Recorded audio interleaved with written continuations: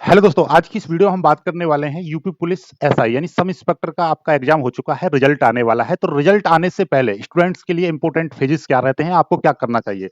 तो रिजल्ट से पहले क्या करें, स्पेशली इस टॉपिक का मेन मोटिव ये है कि आपको रिजल्ट से पहले किन किन सावधानियों को करना है और क्या चीज आपको करनी है। डेफिनेटली ये काम करोगे आपको फायदा मिलेगा। क्या है, तो सबसे पहले तो थोड़ा सा समझ लीजिए कि जो रिजल्ट है 18 से 20 अप्रैल तक आपका आ जाएगा, क्योंकि डीबीपीएसटी की डेट निर्धारित हो गई है कि डीबीपीएसटी आपका मई के प्रथम सप्ताह से स्टार्ट हो जाएगा। तो प्रथम सप्ताह से यदि स्टार्ट होगा तो भैया आप ये समझ लीजिएगा कि मई की 1 तारीख से पहले पहले आपका एडमिट कार्ड आ जाएगा। जो एडमिट कार्ड आ जाएगा तो रिजल्ट उससे 5-7 दिन पहले माने तो 18 से 20 तारीख तक रिजल्ट आ जाएगा। ठीक है, अब बात करते हैं कि भैया आपका रिजल्ट से पहले आपको क्या क्या काम करना है। तो देखिए, सबसे पहला काम तो यह है भाई कि आपको फिजिकल की तैयारी स्टार्ट कर देनी है। पहला काम क्या है कि भाई फिजिकल की आपको तैयारी स्टार्ट कर देनी है। क्यों कर देनी है? क्योंकि रिजल्ट के बाद समय बहुत कम मिलेगा। ठीक है, समय कम क्या, आपको पता ही है कि रिजल्ट आएगा तुरंत उसके तो 1 हफ्ते में तैयारी नहीं होती है, क्योंकि आपको 5 किलोमीटर आपको दौड़ना पड़ेगा। ठीक है, तो कुल मिलाकर बात यह है कि 4 से 5 किलोमीटर हर रोज की आप तैयारी करो, रनिंग करो।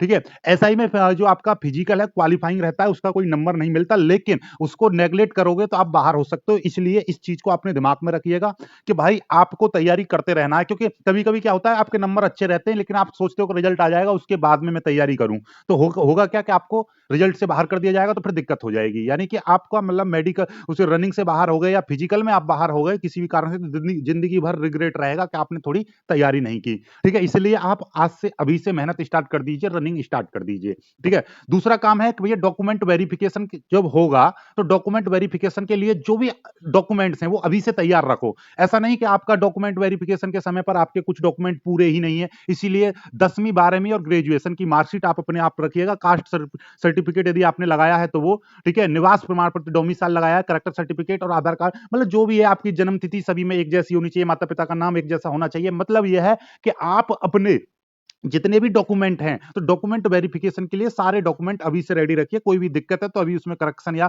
जो भी कुछ कराना है अभी करा लीजिए, बाद में दिक्कत नहीं होनी चाहिए। क्योंकि जब हम हमारी ड्यूटी लगी थी पेपर के लिए तो पेपर में भी हमने देखा था कि काफी स्टूडेंट्स ऐसे थे जो जिनका मतलब डेट ऑफ बर्थ में कुछ दिक्कत थी, किसी में एड्रेस में दिक्कत थी, तो किसी के माता पिता के नाम में बोले कि हमने आधार कार्ड में करा लिया है अपडेट, पर अभी अपडेट हुआ नहीं है। तो वो सारी चीजें अभी आप करा लीजिए, क्योंकि छोटी मोटी गलती आपका फिर बड़ी बन जाए, बोले ना राई का पहाड़ बनना, तो उस चीज को याद रखिएगा। इसलिए आप अपने जितने भी डॉक्यूमेंट हैं वो सारे अपने तैयार रखिए। ठीक है, अब आगे की बात सुनिए, सभी ओरिजिनल रखिए और 2 से 3 कॉपी सेट बना लीजिए, हमेशा अपने रेडी रखिए सभी के 2-2 3-3 सेट। ठीक है, अब आते हैं सबसे ज्यादा कि भैया आप अपना थोड़ा सा, यदि नंबर आपके अच्छे हैं तो आप भैया मेडिकल के बारे में भी सोचो कि भैया फिजिकल प्लस मेडिकल। मेडिकल में यदि आपकी कोई दिक्कत है, मान ली फ्लैट फुट है, तो अभी से है कि अपने जूतों के अंदर थोड़ा सा ऊंचा बना लीजिए ताकि उसमें गड्ढा हो जाए। ठीक है, आंखों में कोई यदि छोटी मोटी दिक्कत है या आपके शरीर में कोई भी छोटी मोटी दिक्कत है तो उसको आप एक बार चेक करा लीजिए, और उसकी यदि छोटी मोटी कोई भी दिक्कत है तो उसका डेली एक्सरसाइज करना स्टार्ट कर दीजिए। ठीक है, तो इससे क्या होगा कि, और आंखों को चेक करा लें।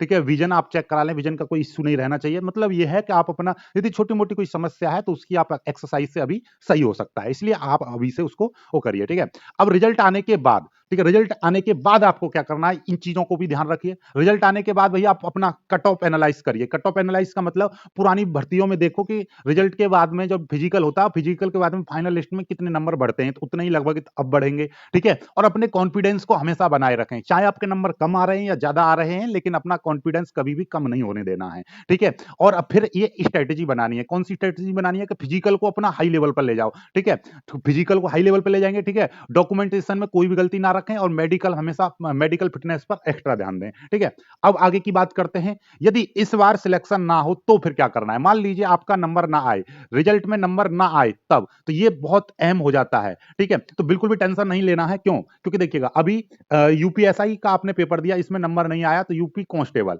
ठीक है, यूपी कांस्टेबल का अभी एग्जाम आने वाला है, पहली चीज। और अभी अभी एक और घोषणा आई है कि भैया 81,000 पदों पर, 81,000 प्लस पदों पर भर्ती आ रही है यूपी पुलिस में, जिसमें यूपी कांस्टेबल और यूपी एसआई दोनों के पद रहेंगे। और साथ में एक चीज और है कि भैया ये जो भर्ती है 2026 और 27 में होगी, यानी कि 2026-27 में इसका मतलब यह है 27 में चुनाव है, तो उससे पहले हो सकता है कि इसके भी फॉर्म भरा लिए जाएं, तो इसकी भी आप तैयारी पीक पर रखो। ठीक है, चलिए अब आगे की बात समझो कि तो आपको क्या करना है, इसमें सिलेक्शन नहीं हो तो भैया आपको प्रैक्टिकली सोचना है, प्रैक्टिकल होकर सोचना है कि भैया अगली वैकेंसी की तैयारी शुरू कर दें।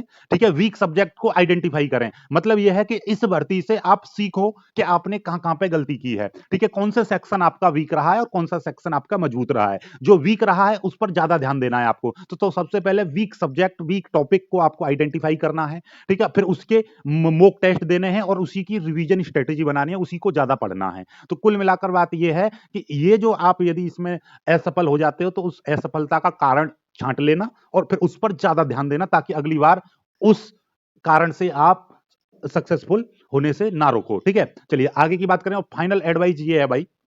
ठीक है, मोस्ट इंपोर्टेंट ये है कि रिजल्ट आपके कंट्रोल में नहीं है। ठीक है, लेकिन अगला स्टेज पूरी तरह से आपके कंट्रोल में। आगे क्या करना है, किस तरह से तैयारी करनी है, कौन कौन से फैक्टर थे जिनकी वजह से आप इस मेरिट से बाहर हो गए, तो उन कारणों को आइडेंटिफाई करके फिर आगे मूव करना है। तो ये चीज आप याद रखिएगा, रिजल्ट आपके कंट्रोल में नहीं है लेकिन अगला रिजल्ट आपके कंट्रोल में है अभी से। तो अभी से तैयारी करो और डेफिनेटली आपका अगली बार नंबर नहीं बल्कि आप मेरिट में ऊपर से पहले दूसरे तीसरे होंगे। ठीक है, वीडियो को लाइक करके शेयर कीजिएगा और चैनल को सब्सक्राइब।